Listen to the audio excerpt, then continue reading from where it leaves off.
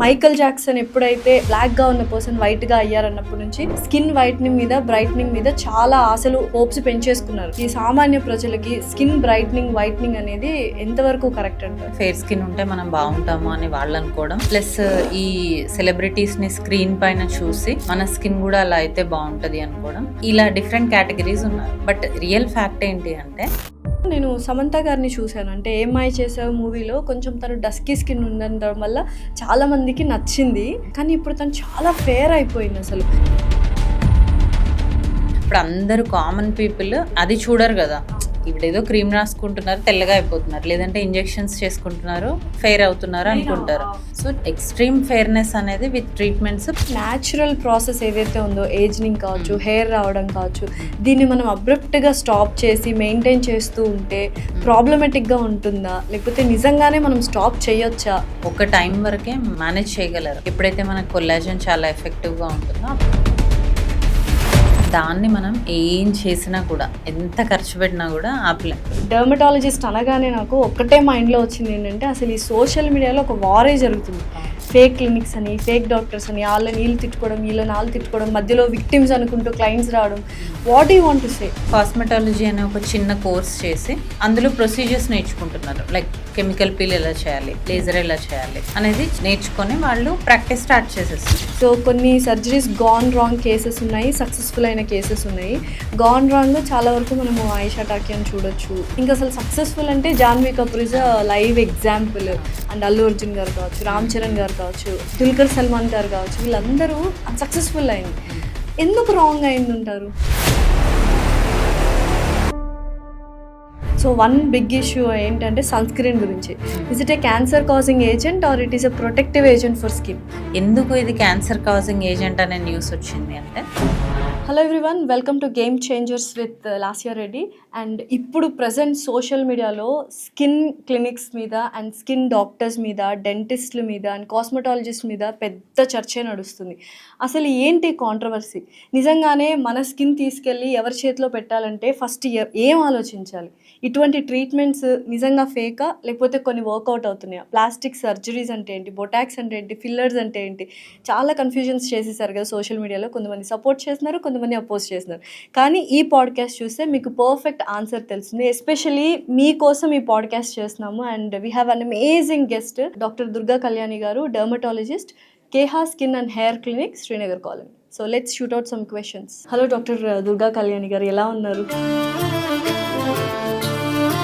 Hi అండి, I'm good, how are you?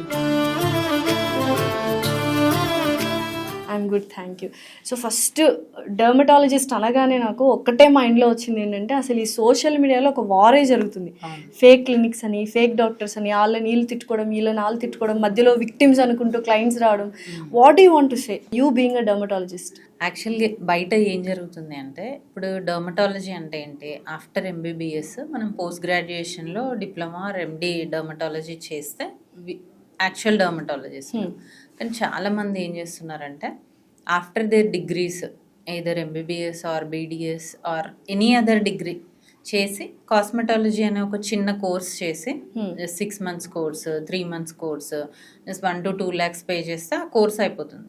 అది చేసి అందులో ప్రొసీజర్స్ నేర్చుకుంటున్నారు. లైక్ కెమికల్ పీల్ ఎలా చేయాలి, లేజర్ ఎలా చేయాలి అనేది నేర్చుకొని వాళ్ళు ప్రాక్టీస్ స్టార్ట్ చేసేస్తారు. అంటే వాళ్ళకి స్కిన్ టచ్ చేసే అర్హత ఉందా అనేది నా క్వశ్చన్. డెంటిస్ట్లకు కావచ్చు, కాస్మెటాలజిస్ట్లకు కావచ్చు, ఇంజెక్టబుల్స్ ఇవన్నీ చేయొచ్చా వాళ్ళు? యాజ్ పర్ ద నార్మ్స్ అయితే చేయకూడదు. Then it's wrong. అది రాంగే, కంప్లీట్గా రాంగే. అయితే అలా చాలా మంది పేషెంట్స్ మా దగ్గరకు వస్తూ ఉంటారు. నేను ఒక దగ్గర ట్రీట్మెంట్ చేసుకున్నాను, నా స్కిన్ ఇలా అయిపోయింది, ఇప్పుడు ఏం చేయాలి అనేసి. సో ఇప్పుడు డర్మటాలజిస్ట్ దగ్గర మీరు అడగచ్చు, డర్మటాలజిస్ట్ దగ్గర మరి 100% ఎఫెక్టివ్గా ఉంటుందా అని. ఎక్కడా కూడా 100% ఎఫెక్టివ్నెస్ అనేది ఉండదు. మా దగ్గర కూడా కొన్ని సైడ్ ఎఫెక్ట్స్ రావడమో, లేదంటే కొన్ని బ్యాడ్ థింగ్స్ జరగడమో జరుగుతుంది. కానీ how to manage after the situation అనేది ప్రాపర్ డర్మటాలజిస్ట్కే తెలుస్తుంది. ఇప్పుడు సో కాల్డ్ కాస్మెటాలజిస్టులు కానీ అదర్ డాక్టర్స్ కానీ ఏం చేస్తారంటే, ఒక కెమికల్ పీల్ చేస్తారు ఎగ్జాంపుల్. సో అప్పుడు స్కిన్ బర్న్ అయిపోతుంది. అప్పుడు వాళ్ళు ఏం చేస్తారు, దాన్ని తగ్గిపోతుందిలే అని చెప్పేసి పంపించేస్తారు. కానీ దానికి ఏం చేయాలి, ఎలా ట్రీట్ చేయాలి, మళ్ళీ నార్మల్ స్కిన్ ఎలా తెప్పించాలి అనేది మనం స్కిన్ గురించి ఇన్ డెప్త్ చదివితేనే తెలుస్తుంది. కరెక్ట్. సో అది వాళ్ళకి తెలియదు. అక్కడ ఇప్పుడు యాజ్ లాంగ్ యాజ్ అంత బాగా జరుగుతున్నప్పుడు ఏం రాదు. ఎప్పుడైతే ఒక్కళ్ళకి బ్యాడ్ జరుగుతుందో అప్పుడు ఇవన్నీ బయటకొస్తాయి. మనం రీసెంట్‌గా హెయిర్ ట్రాన్స్‌ప్లాంటేషన్ డెత్స్ అవును. బీడీఎస్ డాక్టర్స్ చేశారని, లేదంటే నాన్ మెడికల్ వాళ్ళు చేస్తే ఇలా డెత్స్ వచ్చాయని. అలాంటివన్నీ గూడా ఏంటి అంటే మనం ఎనస్థీషియా డోస్ ఎంత చేయాలి? పోస్ట్ ప్రొసీజర్ ఎలాంటి కేర్ తీసుకోవాలి? ఇవన్నీ మనకు తెలిసుంటే మనకి మనం మేనేజ్ చేయడానికి ఈజీగా ఉంటుంది. సో ఇవన్నీ ఎంబీబీఎస్ చదివిన తర్వాత ఒక 2 ఇయర్స్ స్కిన్ స్పెషలిస్ట్‌గా చేసి ఆ చేసి తర్వాత ఆ తర్వాత ఎండీ ఇవన్నీ చేస్తుంటారు ఇవన్నీ ఫెలోషిప్. కరెక్ట్. అన్నీ చేస్తేనే దట్ సైడ్ ఈవెన్ దో ఎఫెక్ట్స్‌ని డీల్ చేసినా చేయొచ్చు. కూడా మనము డెర్మటాలజీ చేసిన తర్వాత కూడా ఎప్పటికప్పుడు మనం అప్డేట్ అవుతూ ఉండాలి. హ్మ్. అంటే అవును. టెక్నాలజీ గానీ, మన మెషినరీ గానీ మనం అప్డేట్ అవుతూ ఉండాలి. ఒక 1 మంత్‌లోనో లేదంటే 6 మంత్స్‌లోనో ఇదొచ్చేస్తాయి. ఎందుకు 2, 3 ఇయర్స్ కోర్స్ ఎందుకుంటుంది? అవును. సో ఇది బయట జరిగేదే. సో అలాంటి వాళ్ళు చాలా ఈజీ గదా! ఈ ప్రొసీజర్ చేయడము అనేసి అలా కాలనీలో ఒక 10 ఉంటున్నాయి. హ్మ్. సో అట్లా చాలా ఉన్నాయి. సో మెనీ క్లినిక్స్ వచ్చాయి రీసెంట్ టైమ్స్‌లో. సో అందుకని IADVL Indian academy of dermatology association ఏం చేసిందంటే ఒక క్వాకరీ కోసం, అంటే క్వాక్స్ అంటే those who are not dermatologist but practising dermatology, వాళ్ళని ఐడెంటిఫై చేయడానికి ఒక టీమ్ ఫామ్ అయింది. సో వాళ్ళు ఈ లిస్ట్ అంతా ప్రిపేర్ చేసి సోషల్ మీడియాలో పెడుతున్నారు. సో ఒకప్పుడు సెలబ్రిటీస్ అంటే మనకు జస్ట్ యాక్టర్స్ ఉండేవాళ్ళు. ఇప్పుడు సోషల్ మీడియాలో కనిపించే ప్రతి ఒక్కళ్ళు ఇన్ఫ్లుయెన్సర్లు, సెలబ్రిటీలే. అవును. సో అక్కడి నుంచి అండ్ అలాగే మైకల్ జాక్సన్ ఎప్పుడైతే అంటే బ్లాక్‌గా ఉన్న పర్సన్ వైట్‌గా అయ్యారన్నప్పటి నుంచి స్కిన్ వైట్నింగ్ మీద, బ్రైట్నింగ్ మీద చాలా ఆశలు, హోప్స్ పెంచేసుకున్నారు. సో 100% అవుతాయి. ఇప్పుడు ఆయన అంటే ఎన్నో కోట్లు ఖర్చు పెట్టుంటాడు దానికోసం, ఆ ట్రీట్మెంట్ కోసము. కామన్ పీపుల్‌కి, సామాన్య ప్రజలకి స్కిన్ బ్రైట్నింగ్, వైట్నింగ్ అనేది ఎంతవరకు కరెక్ట్ అంటారు? ఇప్పుడు చాలా మంది మన ఇండియన్స్ ఫెయిర్ స్కిన్ కావాలనుకుంటారు. అందులో మెయిన్ రీజన్ ఏంటి అంటే ఫెయిర్ స్కిన్ ఉంటే మనం బాగుంటాము అని వాళ్ళు అనుకోవడం, ప్లస్ ఈ సెలబ్రిటీస్ని స్క్రీన్ పైన చూసి మన స్కిన్ కూడా అలా అయితే బాగుంటుంది అనుకోవడం, కొన్ని వాళ్ళు పెట్టిన పోస్టులు చూసి వీళ్ళు ఈ ట్రీట్మెంట్ చేసుకుంటే ఫెయిర్ అవుతున్నారు, మనం కూడా చేసుకుందాం అని ఇలా డిఫరెంట్ కేటగిరీస్ ఉన్నారు. బట్ రియల్ ఫ్యాక్ట్ ఏంటి అంటే మనది ఏదైతే ఒరిజినల్ స్కిన్ ఉంటుందో దాన్ని టోన్ ఇంప్రూవ్ చేసుకోవచ్చు, టెక్స్చర్ ఇంప్రూవ్ చేసుకోవచ్చు, but not the colour. Okay. Colour improve అవుతుంది ఎప్పుడు అంటే నువ్వు ఇంటర్నల్ హెల్త్ కూడా బ్యాలెన్స్డ్గా ఉండి మంచి డైట్ తీసుకొని కొన్ని ప్రొసీజర్స్ యాడ్ చేసుకుంటే 1 స్టెప్ మనం అంటే 1 స్టెప్ ఫెయిర్ చేసుకోవచ్చు. బట్ ఇక్కడ నేను సమంత గారిని చూశాను. అంటే ఏమై చేసావు మూవీలో కొంచెం తను డస్కీ స్కిన్ ఉండడం వల్ల చాలా మందికి నచ్చింది యాజ్ అ హీరోయిన్ గా, యాక్టింగ్ స్కిల్స్. కానీ ఇప్పుడు తను చాలా ఫేర్ అయిపోయింది, అసలు మేకప్ లేకుండా కూడా చాలా బాగుంటుంది. సో వైట్ అవుతారు కంపల్సరీ అనేది అయితే ఒకటి వచ్చేసింది. అంటే సమంత గారిలో ఏంటి అంటే నాట్ ఓన్లీ స్కిన్ కలర్, ఆవిడ ఫీచర్స్ కూడా మొత్తం చేంజ్ అయ్యాయి. అంటే బోటాక్స్, ఫిల్లర్స్ ఇవి చేసుకోవడం వల్ల ఆబ్వియస్ గా స్కిన్ అనేది ఇంప్రూవ్ అవుతుంది, స్కిన్ హెల్త్ ఇంప్రూవ్ అవుతుంది. దాంతో పాటు తను డైలీ చేసే మెయింటెనెన్స్ ఉంటుంది కదా, సప్లిమెంట్స్ తీసుకోవడం కానీ, ఫుడ్ తీసుకోవడం కానీ. ఇప్పుడు అందరూ కామన్ పీపుల్ అది చూడరు కదా, ఇప్పుడు ఏదో క్రీమ్ రాసుకుంటున్నారు తెల్లగా అయిపోతున్నారు, లేదంటే ఇంజెక్షన్స్ చేసుకుంటున్నారు ఫెయిర్ అవుతున్నారు, కెమికల్. సో ఇప్పుడు అదొక్కటే కదా ఆవిడ చేసేది. ఇంటర్నల్ హెల్త్ బిల్డ్ చేసుకుని ఎక్సర్సైజ్ చేస్తారు, డైట్ చేస్తారు, ప్రొసీజర్స్ చేసుకుంటారు, అండ్ సప్లిమెంట్స్ వేసుకుంటారు. ఇవన్నీ వేసుకోవడం వల్ల ఆవిడ టూ మచ్ ఫెయిర్ అయిపోలేదు, చూసారు కదా. కరెక్ట్. 1 టోన్ అంటే ఒక ఏమంటారు దాన్ని, ఒక షేడ్ ఆర్ 2 షేడ్స్ డిఫరెన్స్ వచ్చింది, కానీ నాట్ చాలా ఫెయిర్ ఏం అవ్వలేదు, కంప్లీట్ ఫెయిర్ ఏం అవ్వలేదు. కంపేర్ టు ప్రీవియస్ స్కిన్ ఇప్పుడు ఫెయిర్ గా ఉంది, బట్ చాలా ఫెయిర్ అవ్వచ్చు కదా మరి తను కూడా. సో ఎక్స్ట్రీమ్ ఫెయిర్నెస్ అనేది విత్ ట్రీట్మెంట్స్ పాసిబుల్ కాదు. 1 or 2 షేడ్స్ మనం ఇంప్రూవ్ చేసుకోవచ్చు, బట్ దానికి తో పాటు అంటే మనం తీసుకునే ట్రీట్మెంట్ తో పాటు మన మెయింటెనెన్స్ కూడా చాలా ఇంపార్టెంట్. సో అలా బ్రైట్నింగ్ చేసుకున్నప్పుడు పిగ్మెంటేషన్ తగ్గిస్తాం అంతే కదా, మెలానిన్. సో అలా మెలానిన్ పిగ్మెంట్ తగ్గినప్పుడు ఏమైనా సైడ్ ఎఫెక్ట్స్ వస్తాయా, లేకపోతే స్కిన్ సెన్సిటివ్ అవడం ఇలాంటివి ఏమైనా జరుగుతూ ఉంటాయా? సో మనము ఇలా పిగ్మెంట్ తగ్గించడానికి గ్లూటాథయోన్ ఇంజెక్షన్స్ అని ఇస్తాం కదా. సో దానివల్ల ఏమవుతుందంటే టైరోసినేజ్ అనే ఎంజైమ్ తగ్గుతుంది. ఆ టైరోసినేజ్ అనే ఎంజైమ్ మెలనిన్ ఫార్మేషన్ అవ్వకుండా చేస్తుంది. సో అది ఎంతవరకు మీరు ఎప్పటి వరకు తీసుకుంటారో అప్పటి వరకు అంతే. So once you stop that మళ్ళీ బ్యాక్ లైఫ్ లాంగ్ తీసుకోరు కదా. ఇప్పుడు మీకు ఏదైనా ఒక అకేషన్ ఉంది, లేదంటే ఈ సర్టెన్ పీరియడ్ ఆఫ్ టైంలో మీరు యాక్టింగ్ చేయాలనుకుంటున్నారు, ఆ టైంలో తీసుకోవచ్చు. తీసుకుంటే అప్పటి వరకు అది రెడ్యూస్ అవుతుంది, అగైన్ మళ్ళీ నార్మల్కి వస్తుంది if you don't maintain. Okay. So when did this glutathione come in to picture? అసలు ఎప్పుడు వచ్చింది? ఇప్పుడు ఒక 5-6 ఇయర్స్ నుంచి బాగానే ఫేమస్గానే ఉంది. ఓకే. మెయిన్లీ బికాస్ ఆఫ్ ఇన్ఫ్లుయెన్సర్సే ఒక రకంగా చెప్పాలి అంటే.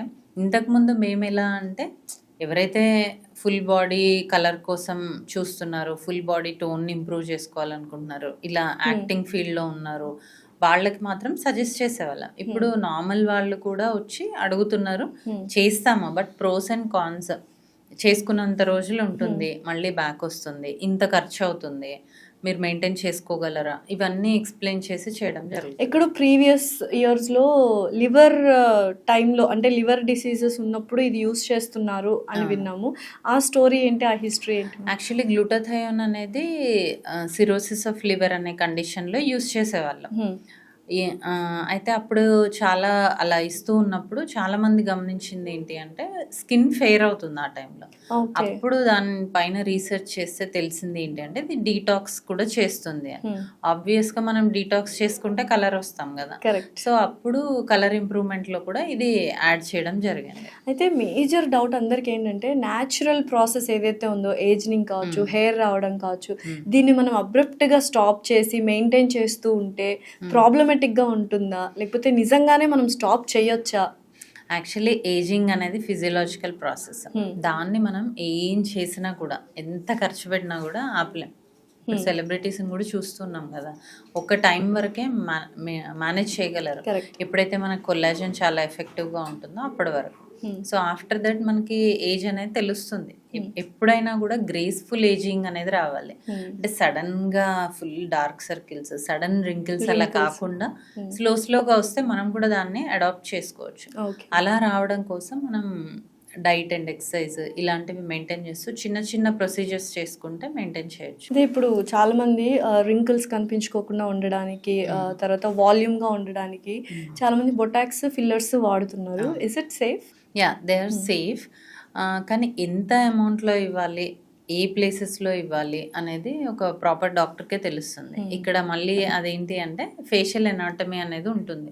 అంటే ఎక్కడ ఏ వెజల్ ఉంటుంది, ఎక్కడ ఏ మజిల్ ఉంటుంది, ఎక్కడ ఇస్తే ఏ రిజల్ట్ వస్తుంది అనేది మనకు తెలిసి ఉండాలి. మేము బయటకు వెళ్ళినప్పుడు కొంతమంది టెక్నీషియన్స్ చేస్తున్నారు. అవును, అంటే ఎక్స్పీరియన్స్, నా ఫ్రెండ్స్ కానీ నేను కానీ ఎక్స్పీరియన్స్ అయిందని అంటే సీట్లో కూర్చున్న తర్వాత జనరల్ గా అడుగుతాం కదా, మామూలుగా ఏంటి స్పెషలైజేషన్ ఏంటి అని అడుగుతాం కదా, I'm not doctor, I'm technician అని చెప్తున్నారు. ఇప్పుడు ఏం చేస్తాం, ఫుల్ పేమెంట్ అయిపోయింటది. అంటే అసలు టెక్నీషియన్స్ అనే వాళ్ళు చేయకూడదు ఇది. ఎందుకు అంటే ఇది చాలా సేఫ్ గా చేయాల్సిన ప్రొసీజర్. ఇప్పుడు డే బిఫోర్ యెస్టర్డే ఒక పేషెంట్ వచ్చారు, వాళ్ళకి ఏంటి బొటాక్స్ ఇక్కడ చేశారు. సో ఇక్కడ చేయడం వల్ల ఏమైంది, మజిల్ డ్రూప్ అయ్యి అప్పర్ లిప్ అనేది కిందికి పడిపోయింది, అంటే ఇలా లోపలికి వెళ్ళిపోయింది. మళ్ళీ అది బొటాక్స్ రివర్స్ చేయలేము. మళ్ళీ అది నార్మల్ రావాలి అంటే they have to wait till 3 to 6 months wait చేయాల్సిందే. అప్పటిదాకా డ్రూపింగ్ అనేది అలాగే ఉంటుంది. సో ఆ టైంలో వాళ్ళ సైకలాజికల్ గా ఎంత డిప్రెస్ అవుతారు. ఇంకా ఐలిడ్ ఇక్కడ ఫోరెడ్ రింకిల్స్ కి ఎక్కువగా బొటాక్స్ చేస్తారు. అది ప్రాపర్ గా ఇవ్వకున్నా కూడా ఐలిడ్స్ అనేవి పడిపోతాయి. అంటే ఒక కన్ను ఇలా లోపలికి, ఒక కన్ను బ్రాడ్ గా ఉంటుంది. సో అది రివర్స్ చేయలేం మనం. సో అది వెయిట్ చేయాలి. ఆ గ్యాప్ లో వాళ్ళకి ఎంత డిప్రెషన్, ఎన్ని మేనేజ్ చేసుకోవాలి, అందరూ అడుగుతూ ఉంటారు ఏమైంది అని. సో దాని బదులు ప్రాపర్గా చేయించుకుంటే రిజల్ట్స్ బాగుంటాయి, సైడ్ ఎఫెక్ట్స్ లేకుండా ఉంటాయి. ఓకే. సో అసలు డిఫరెన్స్ ఏంటి మ్యామ్ బొటాక్స్కి, ఫిల్లర్కి? బొటాక్స్ ఏం చేస్తుంది అంటే మజిల్ని రిలాక్స్ చేస్తుంది. అంటే ఎట్లా అంటే మనకి ఎక్కడైతే రింకిల్స్ ఉంటాయో దాన్ని ఇలా ముడిచిపోయి ఉంటాయో దాన్ని స్ట్రెచ్ చేస్తుంది అన్నమాట. సో అప్పుడు అక్కడ ఏరియా అంతా సాఫ్ట్ అవుతుంది, మజిల్ కంట్రాక్షన్స్ లేకుండా చేస్తుంది మెయిన్. సో రిలాక్స్డ్ గా ఉంటది కాబట్టి అక్కడ ఏరియా అంతా చాలా క్లీన్ గా, చాలా వైడ్గా అలా కనిపిస్తుంది, నీట్గా కనిపిస్తుంది అన్నమాట. సో ఫిల్లర్స్ ఏం చేస్తుందంటే మనం ఏజ్ అవుతున్న కొద్దీ మనకి వాల్యూమ్ అనేది లాస్ అవుతుంది. సంకెన్ ఫేస్ అంటాం కదా, కళ్ళ కింద కానీ చీక్ వాల్యూమ్ కానీ లాస్ అయ్యి ఫేస్ డ్రాప్ అవుతూ ఉంటుంది. అలాంటప్పుడు ఫేస్ లిఫ్ట్ చేసుకోవడానికి, ఫేస్ వాల్యూమ్ ఇంప్రూవ్ చేసుకోవడానికి అండ్ కాంటూరింగ్, అంటే ఇప్పుడు జా లైన్ చాలా మందికి ఇష్టం, షార్ప్ జా లైన్ అండ్ చిన్ ప్రామినెంట్ గా చేసుకోవడానికి ఇవన్నిటికి ఫిల్లర్స్ చేయడం జరుగుతుంది. సో అంటే ఏమంటారు మామూలుగా ఇలా మెయింటైన్ చేస్తూ రావడం ఏజ్‌ని కాకుండా ఈ ఫేస్ లిఫ్ట్‌లు, సర్జరీస్ చేయడం వల్ల ఏదైనా రాంగ్ అయ్యే ఛాన్సెస్ ఉన్నాయా? అంటే ప్రాపర్‌గా చేయకపోతే ఖచ్చితంగా రాంగ్ అవుతది. ఎలా అంటే ఇప్పుడు బోటాక్స్ ఇచ్చినప్పుడు ఎంత డోస్ ఇవ్వాలి, ఎక్కడ ఏ మజిల్ ఉంటది, ఎక్కడ చేస్తే ఏ రియాక్షన్ వస్తది అనేది మనకు తెలిసుంటే అలా చేస్తే ఏం కాదు.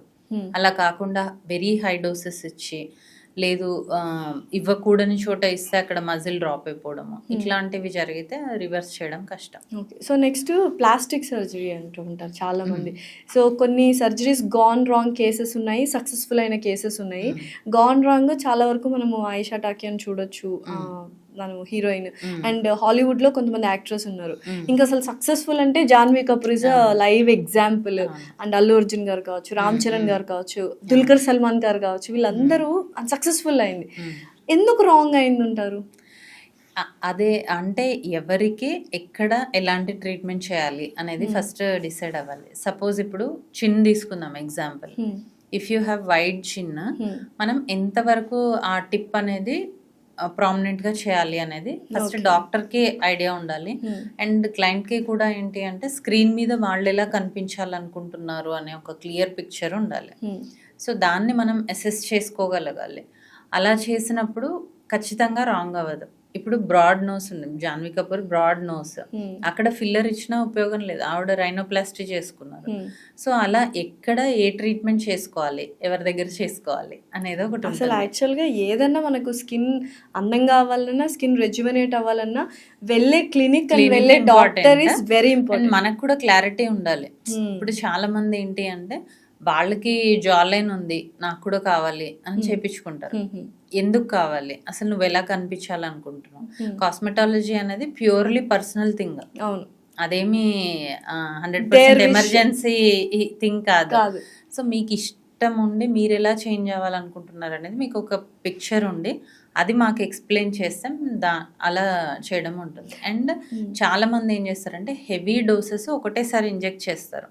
అలా కాకుండా మైన్యూట్గా ఇంజెక్ట్ చేస్తూ వెళ్తే సెషన్కి మళ్ళీ కొన్ని రోజుల తర్వాత రమ్మని మళ్ళీ కరెక్షన్ అలా చేస్తూ ఉంటే ఎక్సలెంట్ రిజల్ట్స్ అనేవి చూడాలి. లేజర్ హెయిర్ రిమూవల్ ట్రీట్మెంట్ అని ఉంటుంది కదా. సో చాలా వరకు like my personal experience I wanted to share with you. నాకు యూజువల్గా ఇలా చూస్తే ఇక్కడ కొంచెం స్కిన్ మీద బేబీ హెయిర్ ఎక్కువగా ఉండేది. తీయించేసుకుంటే అయిపోతుంది కదా, స్క్రీన్కి బాగా అనిపిస్తుంది కదా. ఐ వెంట్ డర్మటాలజిస్టే చెప్తున్నా, not even dentist, not even any other cosmetologist. Dermatologist దగ్గరికి వెళ్తే తను ఏం చెప్పారంటే లేజర్ ట్రీట్మెంట్ 6 సిట్టింగ్స్ చేయించుకోండి, ఆ తర్వాత ఒక 1 year 2 years మళ్ళీ వస్తుంది, మళ్ళీ you can go and have maintain చేస్తూ ఉండాలి. 6 సిట్టింగ్స్ అయిపోయిన తర్వాత కూడా నెక్స్ట్ మంత్ నాకు మళ్ళీ బేబీ హెయిర్ రాలేదు, థిక్ హెయిర్ రావడం స్టార్ట్ అయింది. సో అప్పుడు ఆ డెర్మటాలజిస్ట్ ఏమని సజెస్ట్ చేసి ఉండాల్సింది నాకు అని నేను అనుకుంటే, ఎందుకమ్మా బేబీ హెయిర్ ఉంది కదా, no need to go for అని చెప్పుంటే బాగుండేది అనిపించింది, because I'm getting all thick hair. Okay, అయితే ఇందులో ఇప్పుడు 2 things ఉన్నాయి. ఒకటి ఏంటి అంటే పాత ఓల్డ్ మెషిన్స్ ఎలా ఉండే అంటే ఓన్లీ థిక్ హెయిరే తగ్గేది, థిన్ హెయిర్ తగ్గేది కాదు. సో ఇప్పుడు వచ్చిన న్యూ టెక్నాలజీలో చాలా ఫైన్ హెయిర్ కూడా మనం తగ్గించవచ్చు. లాంగ్ బ్యాక్ అయితే కొన్ని నెంబర్ ఆఫ్ సెషన్స్తో చాలా వెరీ ఫైన్ హెయిర్ కూడా మనం తగ్గించవచ్చు. సో అప్పుడు మీరు చేసుకున్నప్పుడు తన దగ్గర ఆ మెషిన్ లేకపోయి ఉండొచ్చు, అది ఒకటి. అండ్ ఇంకొకటి ఏంటి అంటే ఇప్పుడు లేజర్ హెయిర్ రిమూవల్ కాదా process, laser hair reduction. So only 95% of the only కాదు 95% ఆఫ్ ద హెయిర్ మాత్రమే తగ్గుతుంది. మిగతా 5% ఏదైతే ఉందో అది కొంతమందికి అది రికరెన్స్ రావడం కానీ because of their hormonal factors అనుకోండి, లేదు అంటే మెషిన్తో ఉన్న ప్రాబ్లం అనుకోండి, అలా ఒక 5% హెయిర్ మాత్రం వచ్చే ఛాన్స్ ఉంటుంది. అది మెయింటెనెన్స్ సెషన్ లాగా ఇయర్లీ వన్స్, అలా అందరికీ కాదు కొంతమందిలో అవసరం పడుతుంది. సో మనకి బేబీ హెయిర్ ఉన్నా కూడా లేజర్ హెయిర్ రిమూవల్ చేసుకోవచ్చు, బట్ ఆ మెషిన్ అంత ఎఫెక్టివ్గా పనిచేస్తుందా బేబీ హెయిర్కి అనేది మ్యాటర్స్ అనమాట. సో అయితే థిక్ హెయిర్ ఉన్న వాళ్ళకి మాత్రం 100% వస్తుంది. ఓకే, సో పీసీఓఎస్ పీసీఓడి ఉన్న వాళ్ళకి ఎక్కువగా సెకండరీ సెక్షువల్ క్యారెక్టర్స్ ఉంటాయి, థిక్ హిర్సుటిజం ఉంటుంది. సో ఏంటి వాళ్ళకి అదే ట్రీట్మెంట్? ఇప్పుడు పీసీఓడి కంట్రోల్ చేసుకుంటూ మనం లేజర్ హెయిర్ రిడక్షన్ కూడా చేస్తే రిజల్ట్స్ బాగుంటాయి. లేదు పీసీఓడి అలాగే ఉంది, హార్మోనల్ ఇష్యూస్ అలాగే ఉన్నాయి, కానీ మనం లేజర్ చేస్తున్నాం, బట్ అప్పుడు యూజ్ ఉండదు అన్నమాట. ఓకే. అండ్ మేజర్ ప్రాబ్లమ్ టీనేజర్స్‌కి ఏంటంటే యాక్ని. అందరూ ఫస్ట్ సఫర్ అయ్యేది. ఫస్ట్ టీనేజ్ యాక్ని వచ్చిన తర్వాత రకరకాల ప్రోడక్ట్స్ ఓవర్ ద కౌంటర్ వెళ్ళి కొనేస్తూ ఉంటారు. అది కరెక్టా? లేకపోతే డైరెక్ట్ డెర్మటాలజిస్ట్ దగ్గరికి వెళ్ళాలా? యాక్చువల్గా టీనేజ్ యాక్ని రాగానే మీరు అన్నట్టు ఇప్పుడైతే ఇన్స్టాగ్రామ్లో చూస్తారు. ఒక సెరమ్, ఒక moisturizer, sunscreen, night care, face wash, retinol, ఇలా రకరకాలుగా పెట్టుకొని వచ్చేస్తారు. కరెక్ట్. అవైతే ఫస్ట్ వాడిన తర్వాతే డాక్టర్ దగ్గరికి వస్తున్నారు. ఎందుకంటే ఈ మధ్యలో ఓపీకి వచ్చిన వాళ్ళని ప్రెసెంట్గా మీరు ఏం వాడుతున్నారు అంటే ఇంత పెద్ద లిస్ట్ ఉంటుంది, నేనే రాయనన్ని. సో అట్లా ఓటీసీ ప్రోడక్ట్స్ అనుకోండి, లేదంటే ఇన్స్టాగ్రామ్ ప్రోడక్ట్స్ అనుకోండి, అవి చూసి వాడేస్తున్నారు పిల్లలు. ఏంటంటే వాళ్ళకి మెచ్యూరిటీ లేక. సో పేరెంట్స్ కూడా ఏంటి అంటే అవి నార్మల్ అనేసి వాళ్ళని చెప్పడంతో వాళ్ళు అలా ట్రై చేస్తున్నారు. బట్ టీనేజ్ యాక్ని వచ్చిన, ఏ ఏజ్లో యాక్ని వచ్చిన రీజన్ ఏంటి, మనకి ఏదైనా హార్మోనల్ ఇష్యూస్ వల్ల వస్తున్నాయా, ఒక్కొక్కసారి డాండ్రఫ్ ఉంటే కూడా పింపుల్స్ వస్తాయి, అట్లా వస్తున్నాయా, ఫుడ్తో వస్తున్నాయా అనేది చూసుకొని అలా మనం ప్రాపర్గా ట్రీట్ చేసుకుంటే వాళ్ళకి తర్వాత అది స్కార్స్ రాకుండా, హోల్స్ రాకుండా, పోర్స్ అనుకోండి, యాక్ని స్కార్స్ లేదంటే పిగ్మెంటేషన్, ఈ ప్రాబ్లమ్స్ రాకుండా చూసుకోవచ్చు. హోమ్ రెమెడీస్ యూజ్ చేస్తారు కొంతమంది, బేసన్ లేదంటే హల్దీ, అలా యూజ్ చేసి కూడా ఇంకా స్కిన్ని డ్యామేజ్ చేసుకొని వస్తారు. అవును మ్యామ్, నిజంగా హోమ్ రెమెడీస్ యూజ్ చేయండి, బెటర్, చాలా సేఫెస్ట్ అంటుంటారు. బట్ చాలా మంది డాక్టర్స్ అది ఇంకా వర్సన్ చేస్తుంది అంటారు. ఎలా అంటే ఇంతకు ముందు మన చిన్నగా ఉన్నప్పుడు, ఇప్పుడు పస్చులర్ యాక్ని వస్తే టీనేజ్ లో ఏం చేసేవాళ్ళు, హల్దీ అప్లై చేసేవాళ్ళు. ఎందుకు అని అంటే హల్దీ యాంటీబయాటిక్ కాబట్టి. ఇప్పుడు కూడా మనం పస్చులర్ యాక్ని వస్తే ఓరల్ యాంటీబయాటిక్ అనేది ఇస్తాము, టాపికల్ కూడా ఇస్తాం. కానీ ఇప్పుడు వచ్చే హల్దీ ఎంతవరకు సేఫ్, ఎంతవరకు కెమికల్ లేకుండా ఉంది. సో ఆ కెమికల్ వల్ల, అందులో యాడ్ చేసే కెమికల్స్ వల్ల సైడ్ ఎఫెక్ట్స్ వస్తున్నాయి. దానివల్ల ఏమవుతుంది, వాళ్ళకి స్కిన్ అంతా ఇంకా డార్క్ అయిపోవడము, లేదంటే ఇంకెక్కువ పింపుల్స్ రావడము, ఇట్లా జరుగుతుంది. నేనేం చెప్తాను అంటే అవన్నీ అవాయిడ్ చేయండి. ఫస్ట్ డాక్టర్ని కన్సల్ట్ అయితే మీకు అది యాక్ని చాలా ఎక్కువ అవ్వకుండా చేయడానికి ఉంటుంది, అండ్ వచ్చినవి సేఫ్గా తగ్గించడానికి ఉంటుంది without any scar. Okay. So ఎటువంటి ఫుడ్స్ మనము తీసుకోవాలి యాక్ని వచ్చినప్పుడు, తర్వాత ఎటువంటి ఫుడ్స్ తీసుకోకూడదు? సో ఇప్పుడు హై గ్లైసిమిక్ ఇండెక్స్ ఉన్న ఫుడ్స్ అవాయిడ్ చేయమని చెప్తాం. లైక్ చాక్లెట్స్ కానీ, ఐస్ క్రీమ్, షుగరీ ఫుడ్స్ కానీ, ఇవన్నీ అవాయిడ్ చేయమని చెప్తాం. అండ్ కొంతమందికి నాన్ వెజ్ తిన్నప్పుడు, అంటే హాట్ స్పైసీ మసాలా ఫుడ్స్ తిన్నప్పుడు ఎక్కువ అగ్రివేషన్ అనేది చూస్తాం. ఆ ఫుడ్స్ అవాయిడ్ చేయమంటాం.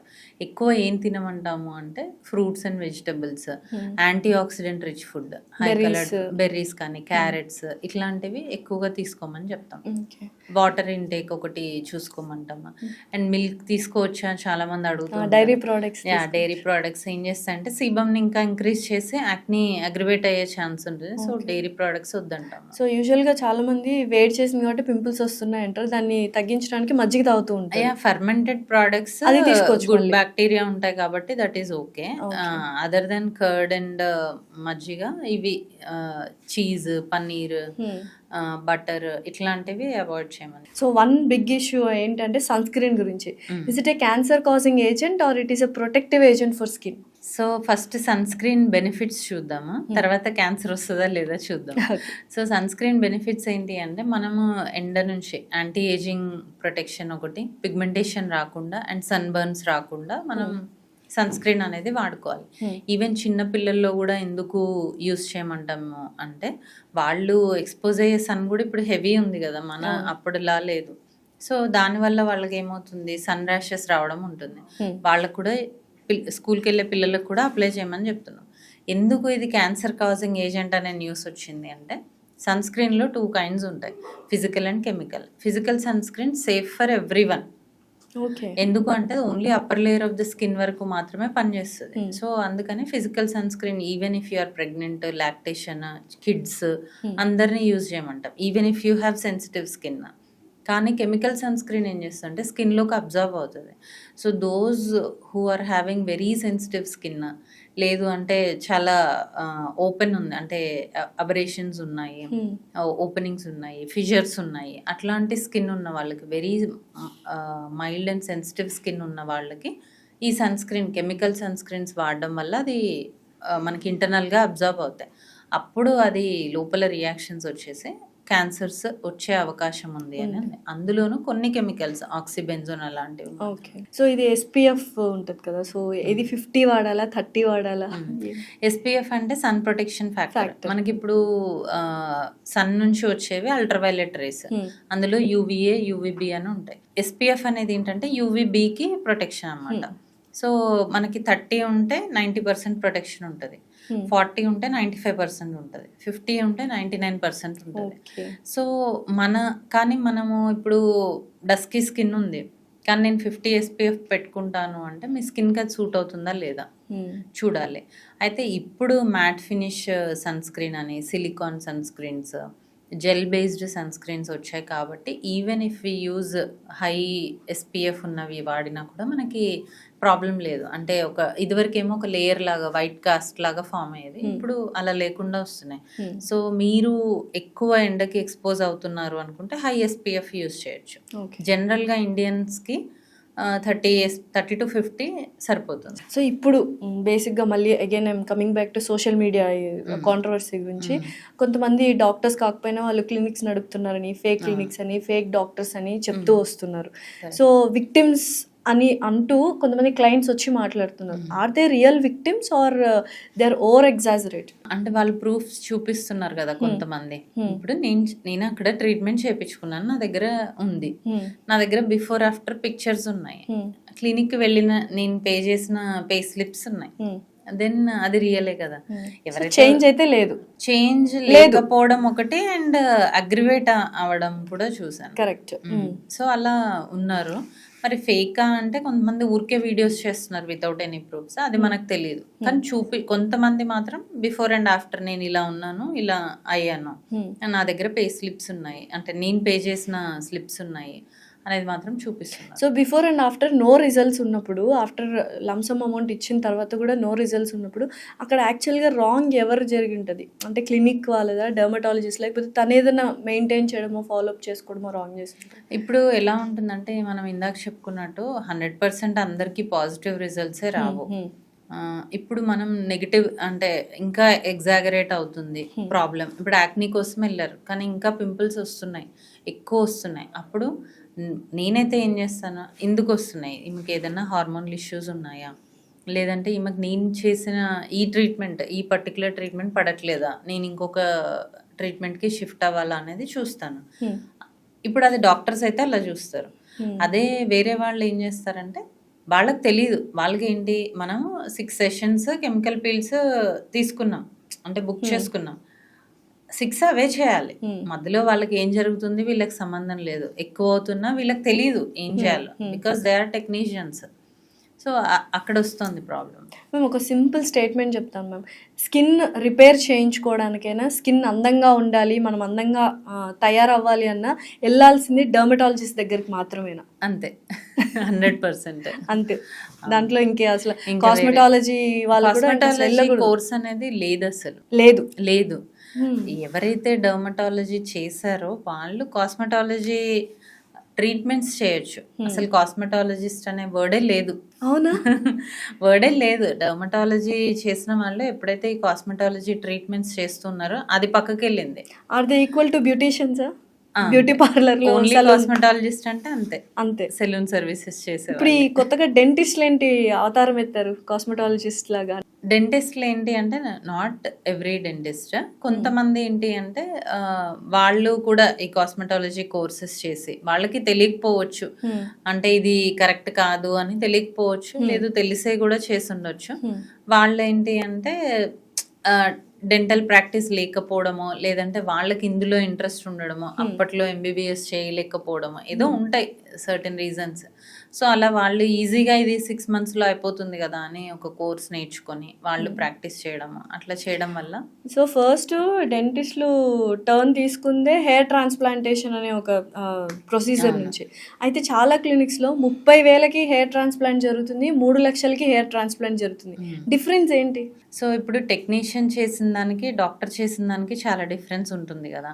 ఇప్పుడు 30,000లో, 20,000లో లేదంటే 50లో ఎక్కడైతే అవుతుందో అక్కడ మోస్ట్‌లీ టెక్నీషియన్స్ చేస్తారు.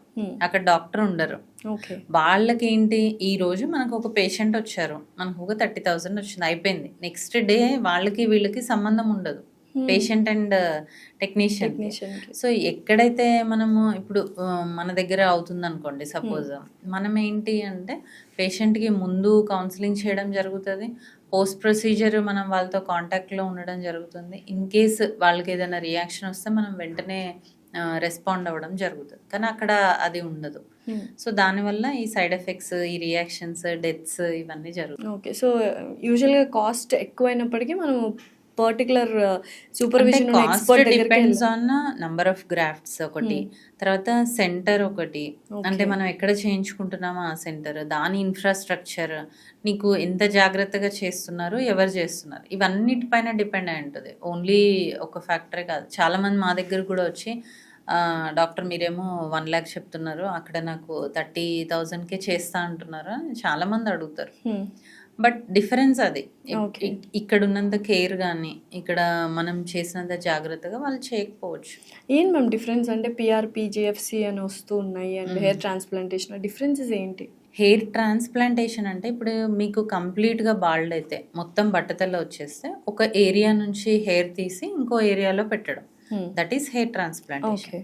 జిఎఫ్సి, పిఆర్పి ఏంటి అంటే నీకు ఎప్పుడైతే హెయిర్ పల్చగా అయిపోతుందో అప్పుడు ఆ థిక్నెస్ని ఇంప్రూవ్ చేసుకోవడానికి అండ్ హెయిర్ లాస్ని కంట్రోల్ చేసుకోవడానికి మనం చేసే ప్రొసీజర్స్ ఈ గ్రోత్ ఫ్యాక్టర్ ట్రీట్మెంట్ అంటాం. జిఎఫ్సి అంటే, పిఆర్పి అంటే ప్లేట్లెట్ రిచ్ ప్లాస్మా, అంటే మీ ఓన్ బ్లడ్ నుంచి మనం కొన్ని ప్లాస్మా సపరేట్ చేసి ఇంజెక్ట్ చేయడం అన్నమాట. సో, అది ట్రీట్మెంట్. మ్యామ్ ఇప్పుడు ఉన్న పరంగా నేను మీ క్లినిక్ వచ్చేసి నన్ను ఒక 10 years యంగర్ పర్సన్ని చేసేసేయండి చూడడానికంటే, will you able to do it? First అడుగుతాను అసలు ఏం కావాలి, యంగర్ పర్సన్ అంటే పర్సనాలిటీ అడుగుతున్నారా, ఫేస్ అడుగుతున్నారా, ఫేస్ స్కిన్ స్కిన్ అడుగుతున్నారు కదా. సో, అప్పుడు ఖచ్చితంగా చేయొచ్చు.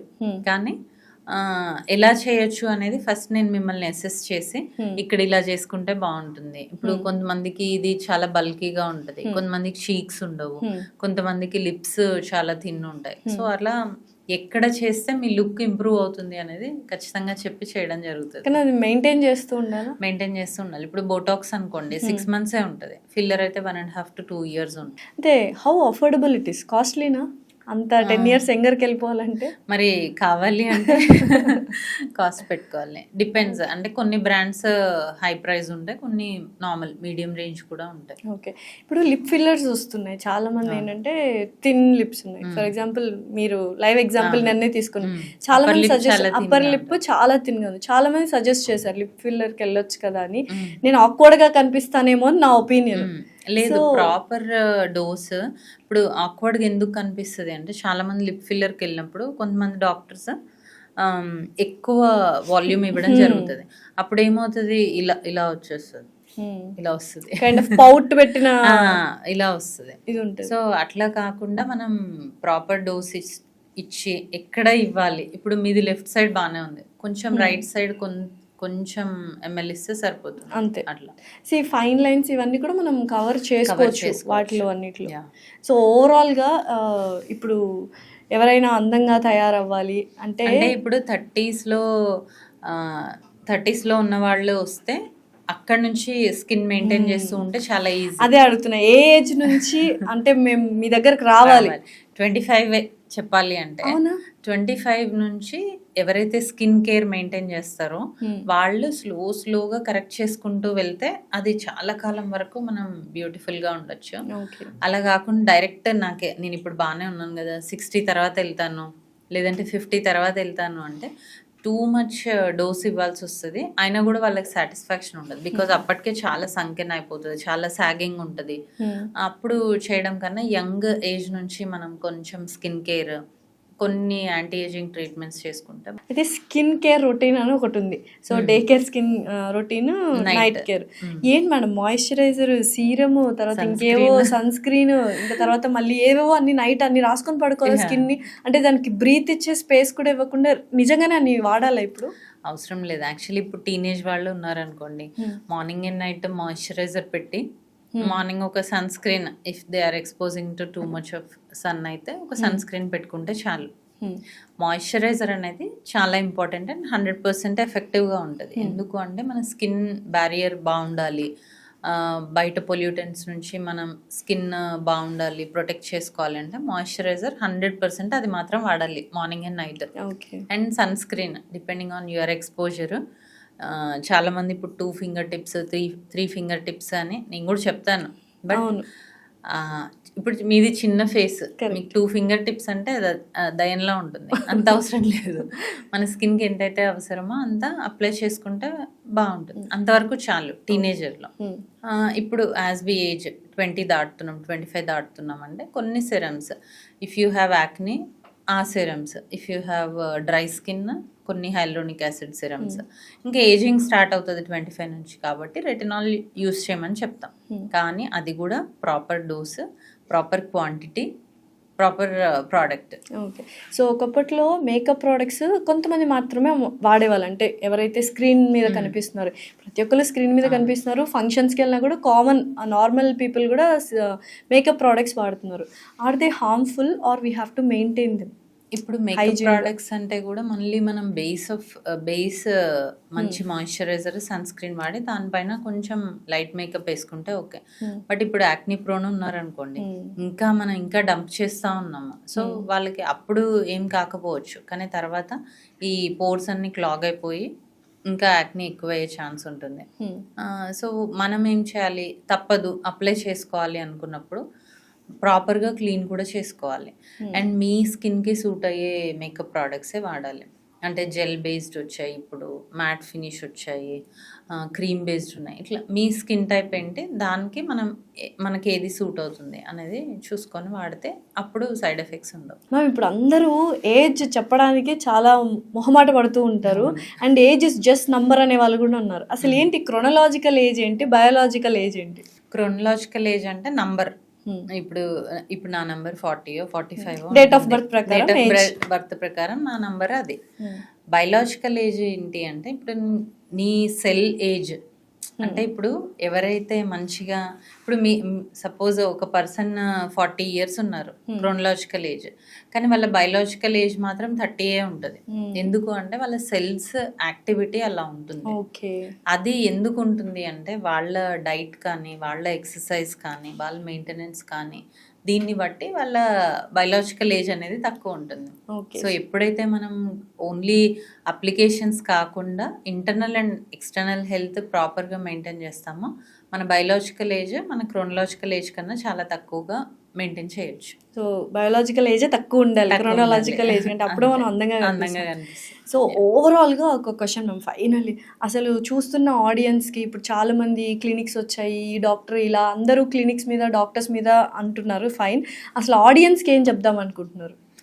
సో స్కిన్, హెయిర్ అనేది చాలా ఇంపార్టెంట్. అది ఓన్లీ అపియరెన్స్కే కాకుండా మన కాన్ఫిడెన్స్, మన సైకలాజికల్ స్టేటస్, వీటన్నిటిలో కూడా matters skin and hair. So అంత ఇంపార్టెంట్ అయిన స్కిన్ అండ్ హెయిర్ని ఎక్కడంటే అక్కడ, లేదంటే ఎవరికంటే వాళ్ళకి అప్పగించడం కాకుండా ఒక ప్రాపర్ డర్మటాలజిస్ట్ని చూస్ చేసుకొని వాళ్ళతోనే కంటిన్యూ అవుతాం. ఇప్పుడు చాలామంది ఒకరోజు ఒకరి దగ్గరికి వెళ్తే ఇంకొక రోజు ఇంకొక, అలా కాకుండా కంటిన్యూస్గా ఒక డాక్టర్తో ట్రావెల్ చేస్తే మీ స్కిన్ ఏంటి అనేది వాళ్ళకి అర్థమవుతుంది. మీ స్కిన్లో ఉన్న చేంజెస్ని బట్టి వాళ్ళు మీకు సజెస్ట్ చేయడం జరుగుతుంది. సో అలాంటి సెంటర్స్ని చూస్ చేసుకోండి, అలాంటి డాక్టర్స్ని చూస్ చేసుకోండి. తక్కువకి వస్తుంది, లేదు యాక్సెసిబిలిటీ ఈజీగా ఉంది, బాగా మాట్లాడుతున్నారనో అలా కాకుండా ప్రాపర్ డాక్టర్ దగ్గరికి వెళ్తే స్కిన్ అండ్ హెయిర్ని మంచిగా వాళ్ళు ప్యాంపర్ చేస్తారు, మీకు కూడా ఆ కాన్ఫిడెన్స్ అనేది ఉంటుంది. So go and check their certificates and they should be compulsorily dermatologist. ఇప్పుడు నా దగ్గరకు వచ్చిన వల్ల మీ సర్టిఫికేట్ చూపించండి అని ఎవరు క్లినిక్ లో వేసి ఉంటారు కదా. అలా కూడా ఇప్పుడు ఎంతమంది వెళ్ళి చదువుతారు, చదవలేరు. సో అట్లీస్ట్ గూగుల్లో చెక్ చేసుకోండి వీళ్ళు కరెక్ట్ డాక్టర్సా కాదా, వీళ్ళ ఎలా ఉంది, వీళ్ళ ట్రీట్మెంట్స్ ఎలా ఉన్నాయి. ఇప్పుడు ఇన్స్టా ఇవన్నీ వచ్చాయి, గూగుల్ రివ్యూస్ ఉన్నాయి, ఇవన్నీ చూసుకోండి. ప్రాపర్ డాక్టర్ కాదా చూసుకోండి, చూసుకొని అప్పుడు వెళ్ళండి. సో మీ స్కిన్ ఎవరి చేతిలోనో పెట్టాలంటే కేవలం డెర్మటాలజిస్ట్ చేతిలోనే పెట్టండి, అంతకుమించి ఎవరి చేతిలో పెట్టకండి. థ్యాంక్ యూ సో మచ్ దివ్య గారు, థ్యాంక్స్ అలాట్.